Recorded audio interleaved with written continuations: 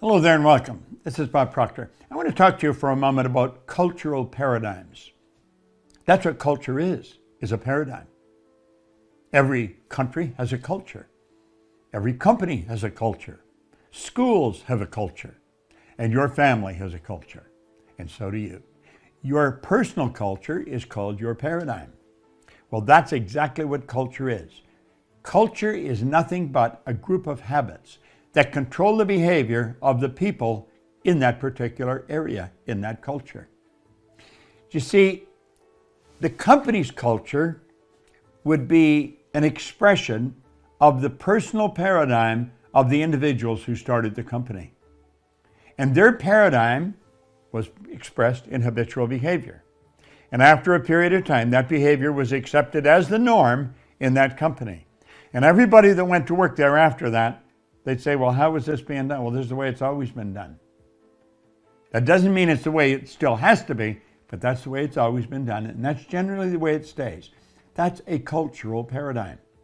And we fall in line, and we do it the way it's always been done. That's the way a school operates. A particular school has a paradigm. And the paradigm is nothing but the habitual behavior of the people that started that school. And that's the way it'll work. Like the Montessori schools, they believe everyone has infinite potential. They say, we send children to school as if they're an empty cup, and we want the school to fill the cup. She said, in truth, this is Madame Montessori, in truth, the cup is already full. The school's job is to show the student how to bring out what they've already got. You have perfection within you. That's the Montessori culture. But that's not the culture of the average individual school.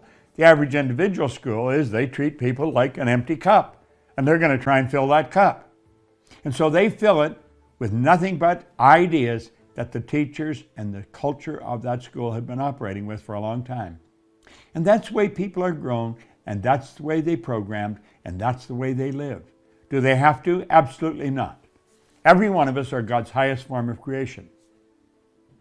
Every one of us. That means we have infinite potential. Do as I'm talking about this and I'm thinking countries have a culture.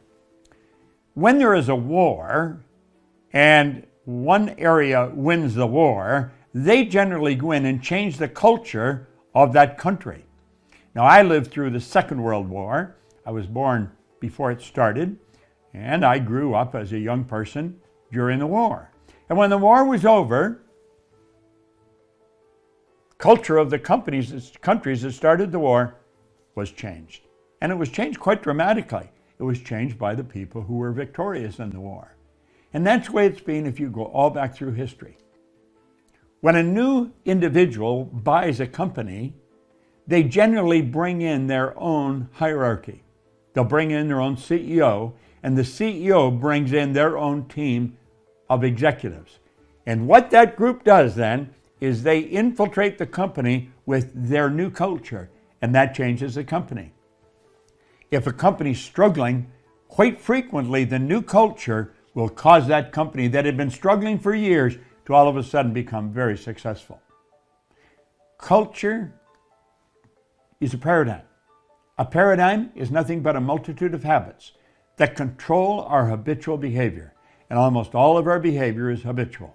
That's true in countries, in companies, in schools, in families, and in individuals. Culture is nothing but group habit.